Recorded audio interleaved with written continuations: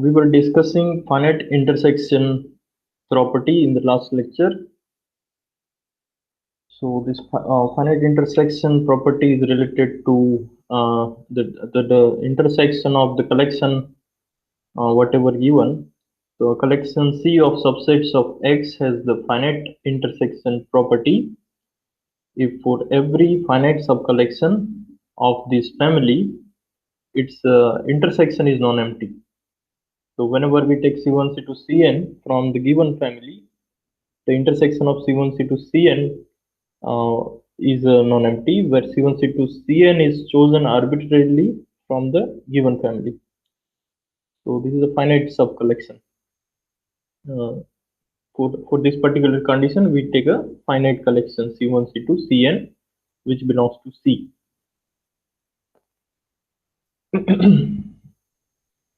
So a topological, so this is a characterization related to the topological space.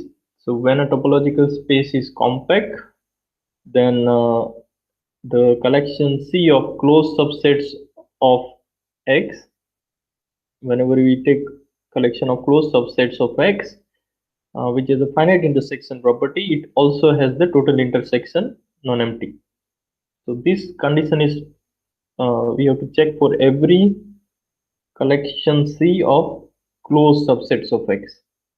So if it is satisfied, then the topological space is compact and converge is also true. So we proved this result, and then we have seen some interesting examples that if I take X equal to real line with the standard topology, and if we take the collection of infinite open set n to infinity for every integer n, then it is open cover, and when we take the corresponding collection of closed sets, then that collection has a total intersection empty, because this is an open cover. So its complement sets forms a total intersection empty. And then we discussed that this collection of closed subsets and its collection with the finite intersection property. So X equal to R is not compact, right? So that we proved using this the previous result what we discussed. So earlier also we discussed R is not compact with respect to the standard topology, but here we have discussed using this theorem, so applying the theorem. And then we discuss a notion related to the compactness that is called the sequentially compact space. So given topological space is sequentially compact if whenever we take a sequence xn in that topological space, it always gives us a convergent subsequence. It always contains a convergent subsequence. So one result we have seen that compactness is a stronger condition than sequentially compactness.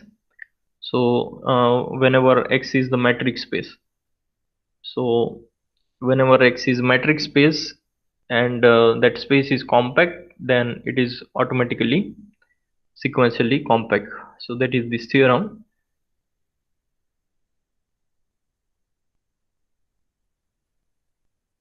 So we will prove the converse of this theorem today, and for that we need this particular lemma that is known as Lebesgue number lemma, that this particular delta greater than 0 is known as the Lebesgue number.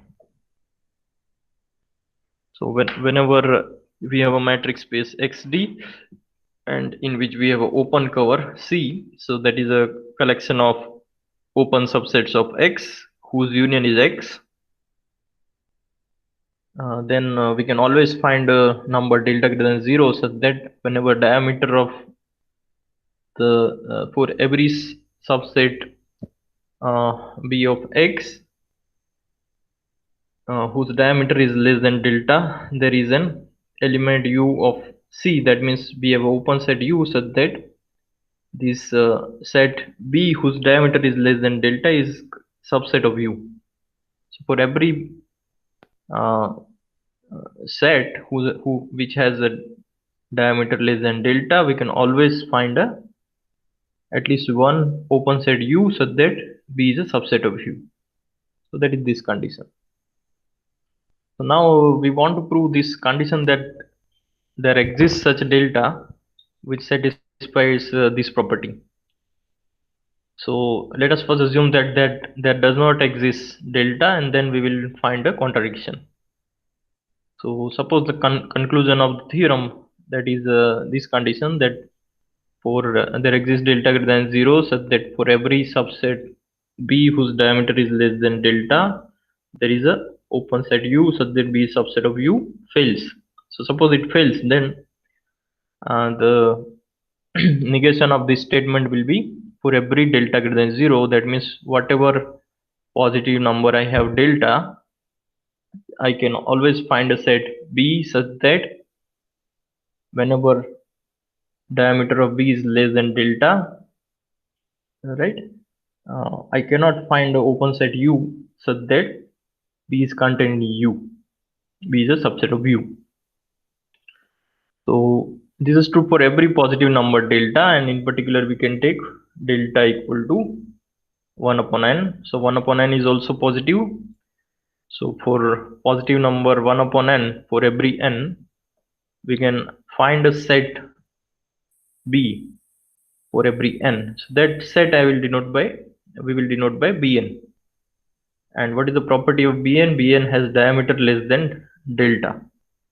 So whenever diameter of Bn less than delta, for every n, we will find a set Bn whose diameter is less than delta, but Bn is not contained in any open set. So this is true. This we are assuming for every n. So for every natural number n, we can find a set that is Bn whose diameter is less than delta. Delta is 1 upon n here. So let us write down here, because we are substituting delta is 1 upon n. So diameter is less than delta, that is diameter is of Bn is less than 1 upon n. And let us recall what is diameter of the set. Diameter of the set is supremum of distance of x and y, where x and y both elements of S. So whenever we take any two elements of the set, the largest distance between all such two elements, distance between all such two elements, that is the diameter of the set S. So this is definition of diameter. So now we are going to use this condition. So let us write down it again here. What we have for each n belongs to n, 1 upon n is greater than 0. So we can find a set Bn which is a subset of matrix space X, so that diameter of Bn is less than 1 upon n, and that does not exist any open set such that Bn is contained in U. So for every n, we have a set Bn whose diameter is less than 1 upon n, but there is no set U in C such that Bn is a subset of U. So now what we'll do is, since we know that the given matrix space X is sequentially compact by the hypothesis, so we have to construct a sequence. We need a sequence in that matrix space. So then we can use that, since the space is sequentially compact, it has a convergent subsequence.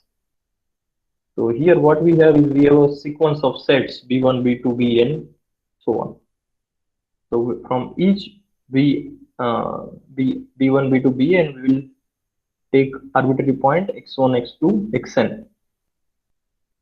So choose xn belongs to bn for every n belongs to n. So that means x1 belongs to b1, x2 belongs to b2, xn belongs to bn.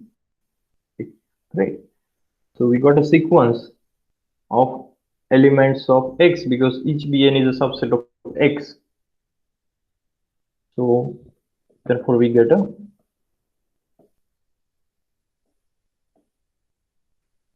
sequence xn of elements of the matrix space X. And what we know about this matrix space X is that X is a sequentially compact topological space. So since X is a sequentially compact topological space and we have a sequence in that, so therefore it is a convergent subsequence. So therefore we get a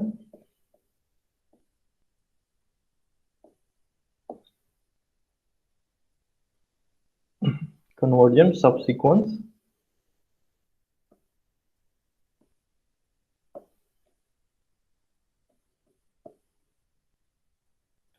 xnk of x of xn. So now we have a convergent subsequence. That means this subsequence converges to a particular point in the topological space. So therefore there is a point in X such that the subsequence xnk converges to that point because the subsequence is convergent, so it converges to a particular point. That point we will call a point P. And what we know about subsequence is that since xnk is a subsequence, so by the definition of subsequence we know that we have the terms xn1, xn2, xn3 and so on, where n1, n2, n3 is a sequence of increasing non-negative numbers which converges to infinity as k tends to infinity. Alright, so since xnk is a subsequence, nk converges to infinity as k goes to infinity. So this is basically the definition coming from the definition of the subsequence. Sorry. So now what we got is we have a point P which is an element of X and we have a cover C. What is the collection C? C is the collection of open sets which covers C. It covers the entire space X. C is a open cover of X. So that means when we take the union of all elements of C, we will get X.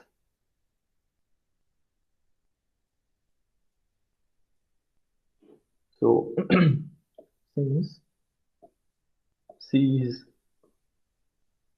an open cover of X, and P is element of X, what we get is X is union of elements of C, right? So if I take P belongs to X, that means P belongs to some set C.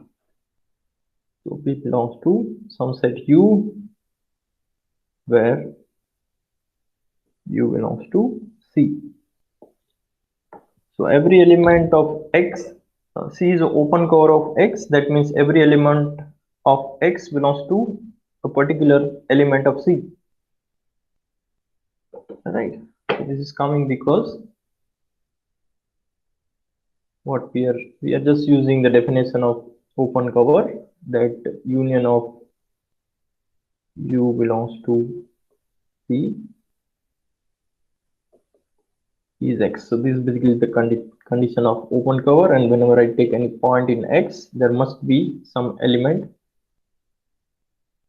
let us say U naught, because we have to fix that set. So let us call it U naught in C such that P belongs to U naught. So now P belongs to U naught, and we have a subsequence converging to P, right? So now P belongs to U naught. U naught is an open set,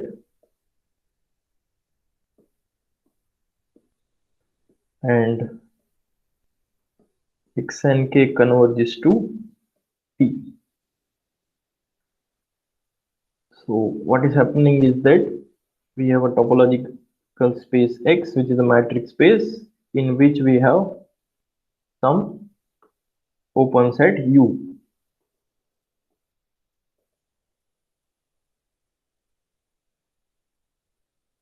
And we have a point P inside U, and I have a subsequence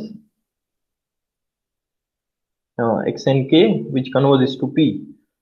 So that means if I take any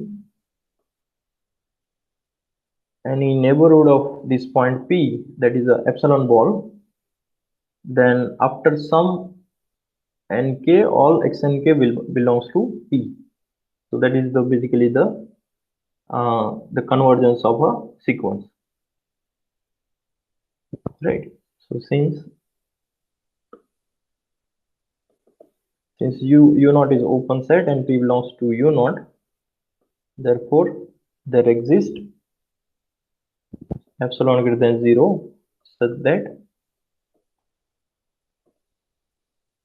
the ball center at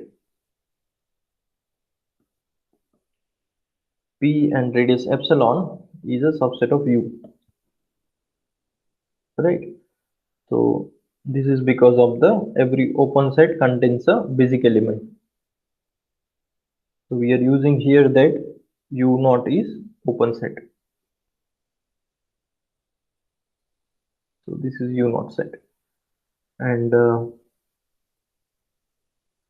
now whenever an element belongs to epsilon neighborhood, and we have a sequence converging to the point P, so epsilon n definition of convergence of sequence we can use here. So since P belongs to the epsilon neighborhood of P, so there exists an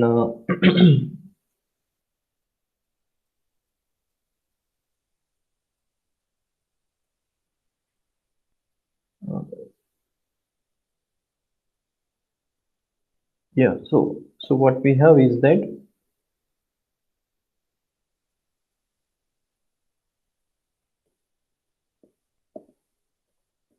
since epsilon greater than 0, and what we observe is that x and k is a subsequence, so nk goes to infinity as k tends to infinity.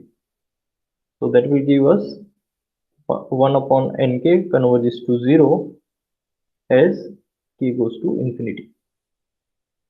So since k goes to infinity and k goes to infinity, so 1 upon nk converges to 0. So that we are using here now. So we have epsilon is greater than 0 and 1 upon nk converges to 0 as k goes to infinity. So this we have. So using these two, what we get is that this number converges to 0. So it is similar to the sequence 1 upon n converges to 0. So we know that if 1 upon n converges to 0, then for every epsilon we can find a number such that every number bigger than that number 1 upon n is less than epsilon, right? So what we get is that there exists a positive number k1 such that 1 upon nk is less than epsilon by 2.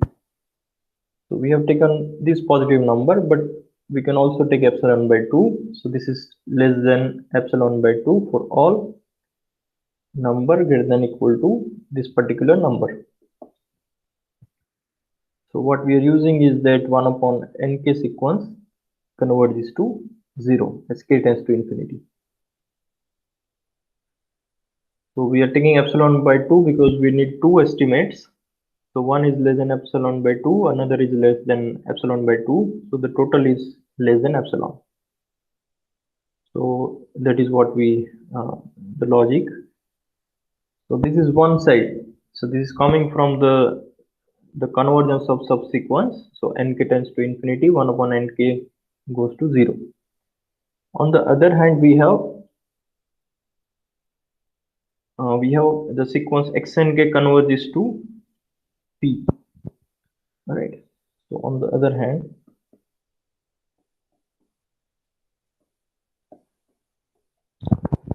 what we have is p belongs to the delta ball of p with epsilon by 2, which is subset of p with epsilon, right? And since p is belongs to this epsilon ball, epsilon by 2 ball,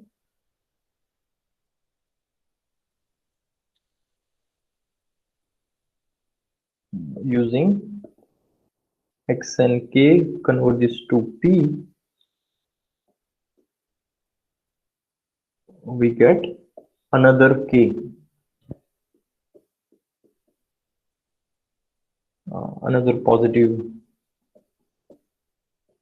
integer k2, such that, so now since x and k converges to p, for every epsilon by 2, that is every positive number, I can find a number k2 such that for every k greater than equal to k2, we have distance of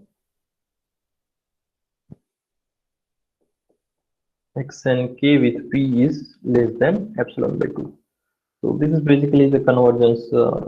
You can see that this is a convergence of the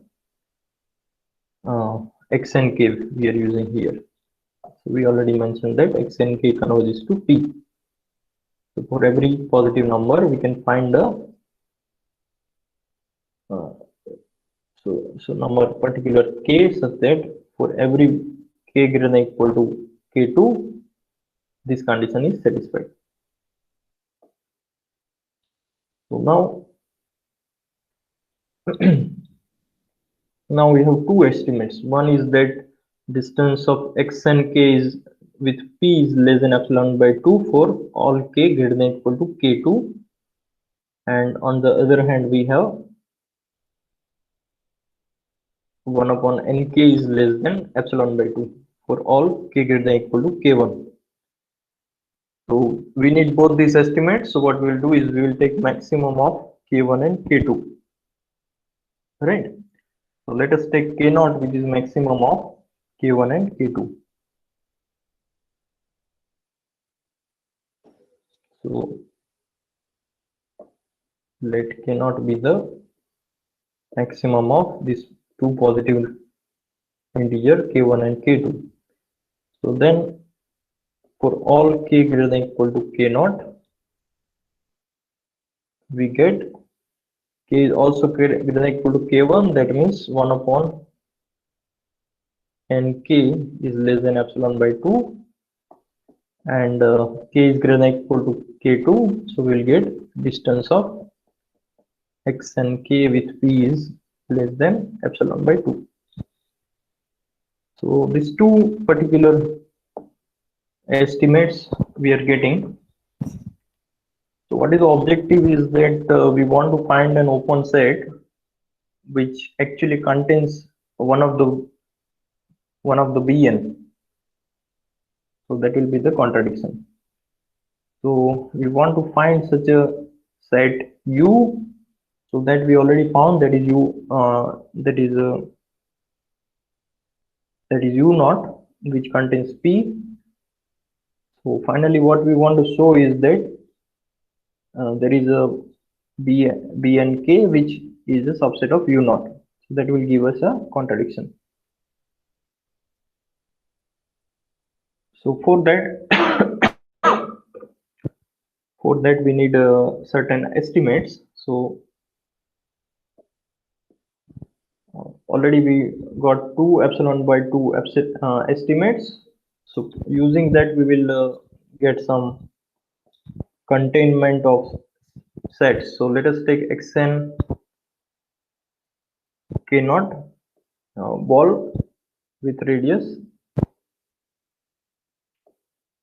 n k naught.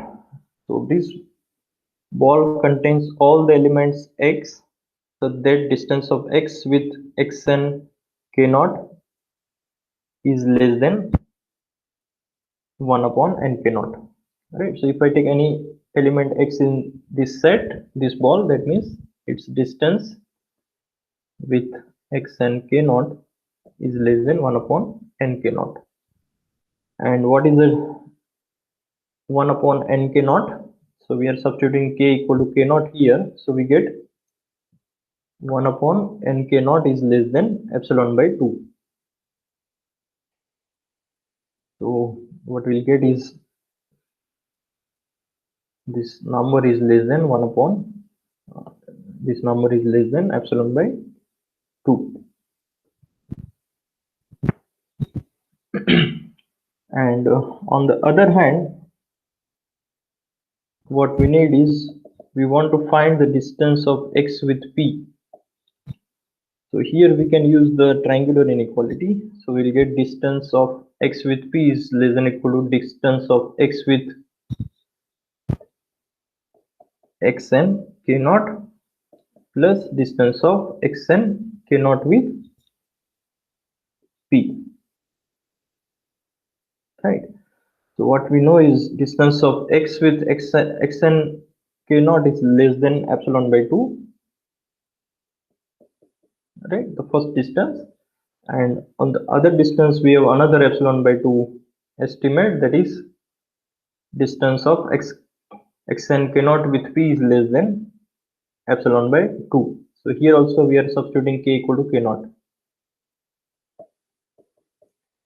So as I have mentioned that we got another estimate which is less than epsilon. So this is the reason why we have taken epsilon by 2 earlier. So what we are proving here is that whenever we take element x in this particular ball, which is we just enter xn k naught and radius 1 upon n k naught, what we get is x distance of x with p is less than epsilon. So distance of x with p is less than an epsilon, that means x belongs to the ball which has radius p, right? Radius p and center p and radius epsilon. So we started with any arbitrary point in this set and we proved that that element is in this set.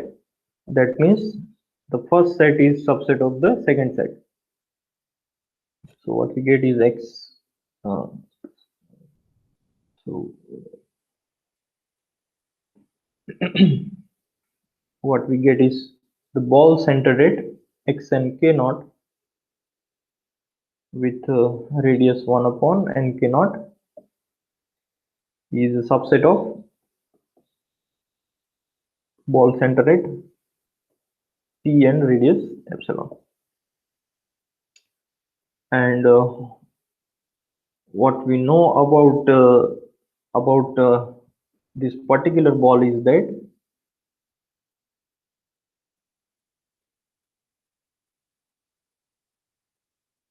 this ball is a subset of u naught. right? So this ball is a subset of U naught.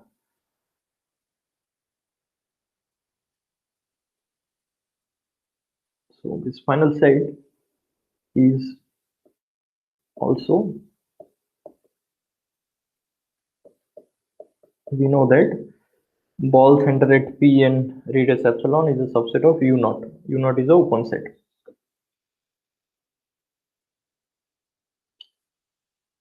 So we got a particular ball which is subset of this set which is contained in U naught.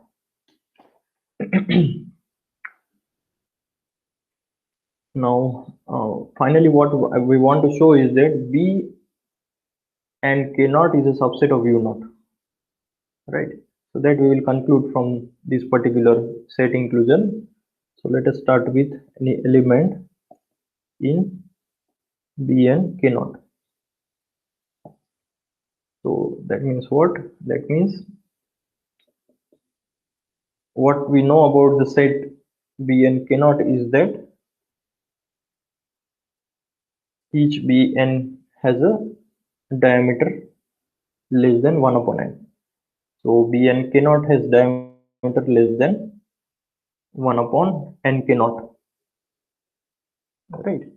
So that we'll use here that since x belongs to Bn K naught, distance of x n K naught with x is less than 1 upon n K naught. And so what finally we will get is that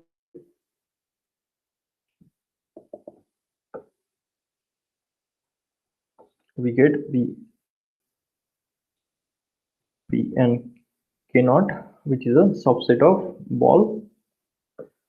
So every x belongs to this set. That means x belongs to the ball center at x and K naught with radius this one, right? So center at x and K naught, which is a fixed number with radius 1 upon n K naught. And then we can use this set inclusion that b of x and K naught radius 1 upon n K naught is subset of Vd P epsilon, which is subset of U naught, right? So this is subset of ball center at P with radius epsilon, which is subset of U naught, right? And this is a contradiction.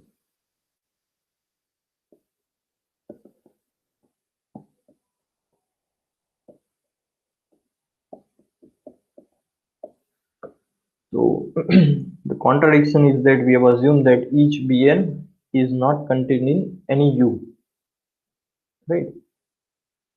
There exists Bn whose diameter is less than 1 upon n, but there is no U which contains Bn, right? We have constructed Bn in this way using this property, but that fails here because we have proved that this particular Bn is contained in a particular U naught, which is a open set, which is element of C. So that is the final contradiction which we are getting using this epsilon argument.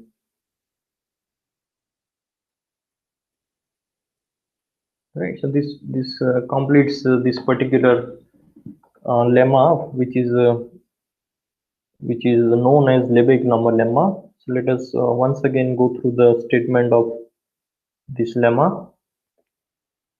So this says that whenever we have a open cover of a sequentially compact matrix space XD, then there exists delta greater than 0 such that for every subset V of X with diameter less than delta, we can always find a open set U in C such that B is a subset of U.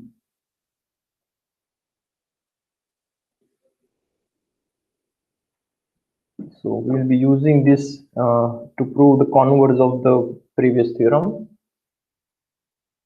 So before that, we will let us discuss one lemma.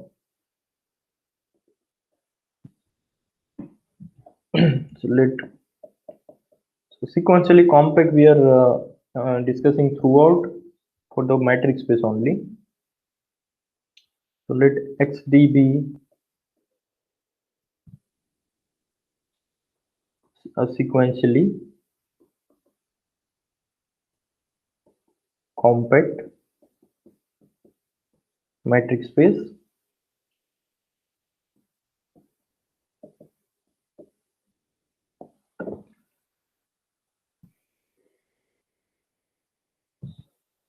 So if xd is a sequentially compact matrix space, then we have a particular property that is known as, for every epsilon greater than 0,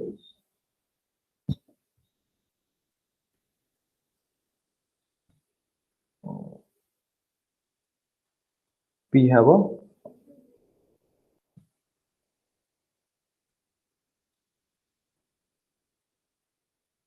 a cover of x. Now cover of x, we say that it is an open cover if the collection we are taking is open sets. So here we are not taking arbitrary open set, we are taking particular open sets which are epsilon balls. So for every epsilon we have a cover of x by finitely many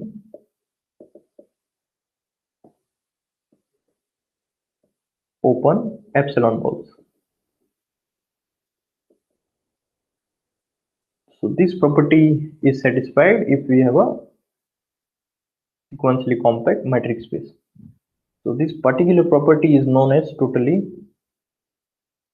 boundedness. So it is also useful in function analysis,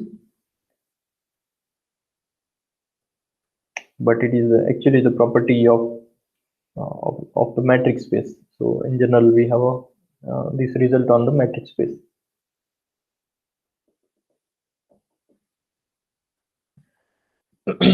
So let us try to prove this result. The proof is very simple. So we want to prove this property. Again, we will assume that this property does not hold. So suppose the property fails. So that means suppose the conclusion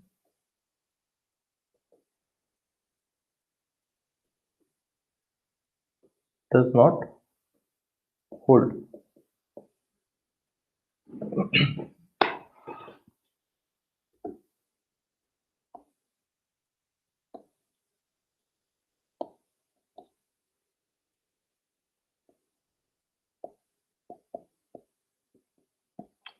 So conclusion does not hold, that means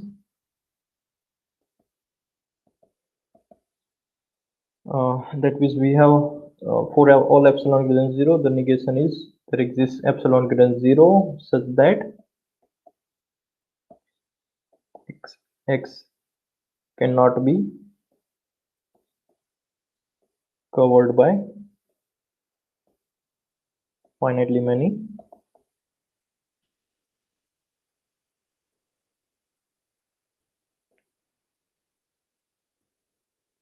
epsilon balls.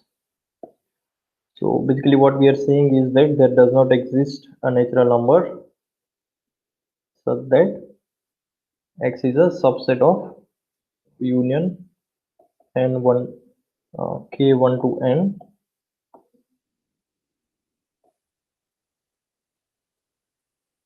ball center at xn with radius epsilon. So I cannot cover fully x by the epsilon balls. So for example, I have a topological space x. So the question is that can I cover it? So for example, if we have if we have R2.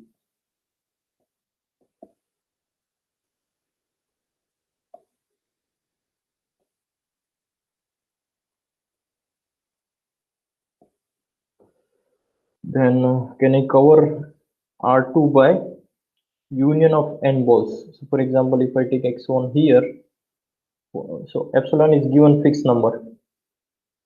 So if I take whatever epsilon, can I choose x1, x2, xn?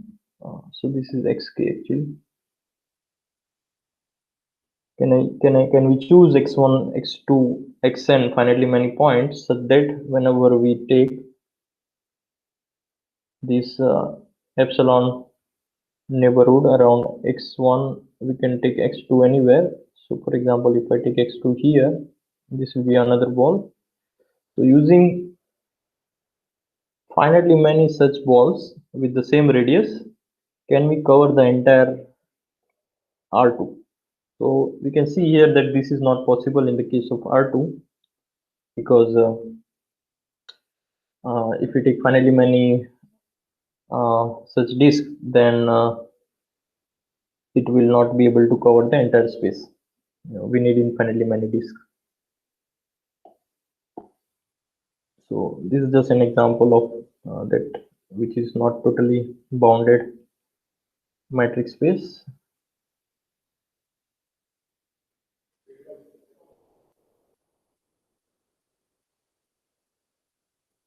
But if you take, for example, like a rectangle or something, then a rectangle can be covered by finitely many such balls, right? Whatever small epsilon you give, we can always choose finitely many accents so that those epsilon ball covers the rectangle.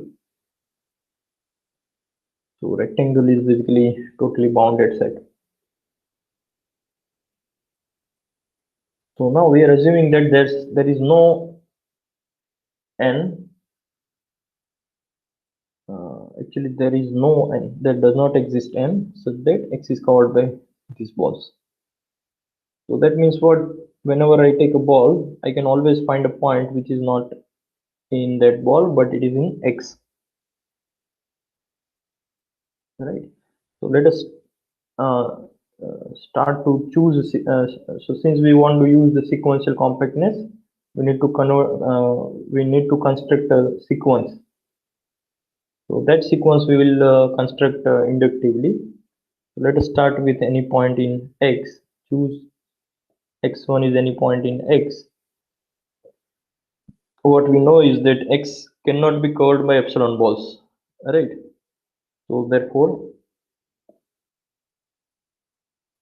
this epsilon ball center at x is a proper subset of x. So that means I can always find a point in capital X which is not in this ball. So now choose that point. At least one point will be there which is in x minus bdx on epsilon. If there is no such point, that means x is a subset of the ball, but that is not true because x cannot be subset of finitely many such balls, right? So we can always find x2, and if I find x2 in this way, then that means this is my x, this is my epsilon ball, right? It is open ball, so boundary is not there, is not in the set. If I take any point x2 which is not in this set but it is in x, then the distance between x1 and x is greater than epsilon, right? So therefore distance of x1 and x2 is greater than or equal to epsilon. So inductively, so now what we'll do is again choose x3 which is not in x minus union of two balls. Now we have another point x2. So we get another ball centered at x2. Take union of these balls.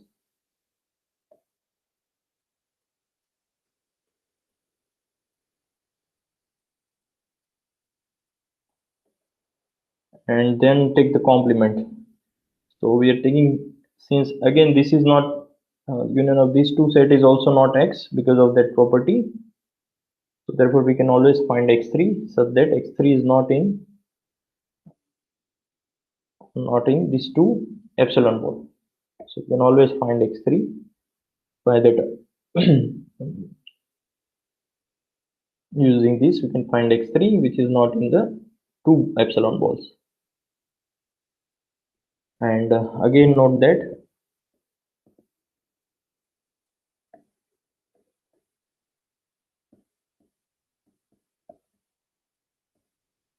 distance of X3 with X2 is greater than equal to epsilon, and distance of X3 with X1 is also greater than equal to epsilon. So basically using this process repeatedly,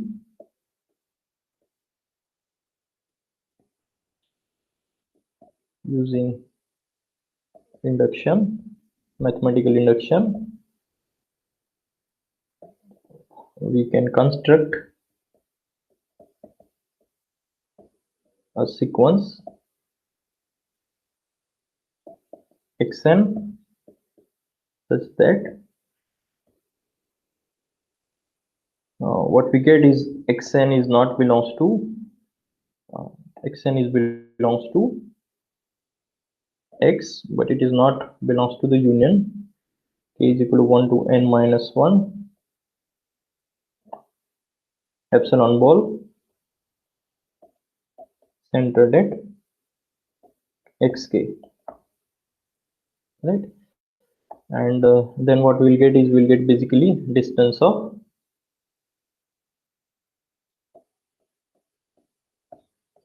xn with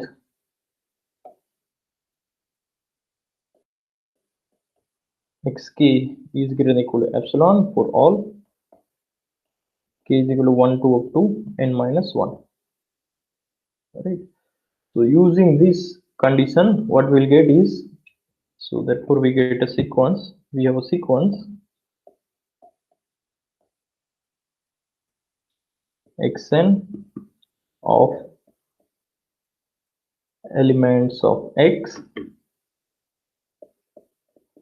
such that it has a special property that distance between any two xn xm and xn is always less than or equal to epsilon for all m and n which are different natural numbers, right? So if you see this condition, then this says that basically this sequence cannot be Cauchy sequence, right?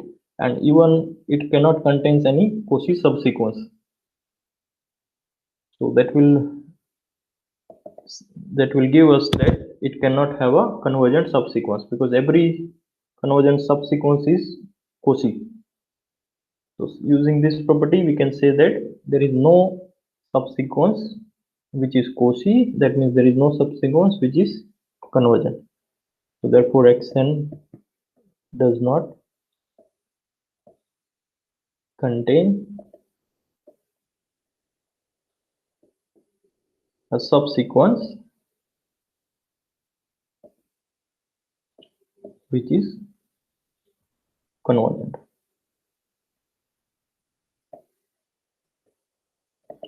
But the assumption which we have taken is that xt is a sequentially compact matrix space. That means every sequence has a convergent subsequence. So therefore we get a contradiction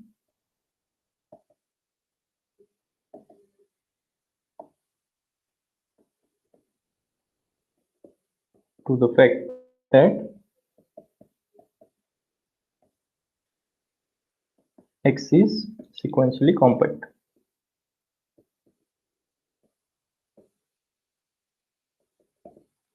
And this contradiction is coming from our assumption that the conclusion is false. So therefore conclusion holds. So we get the theorem. So I think this is enough for today lecture.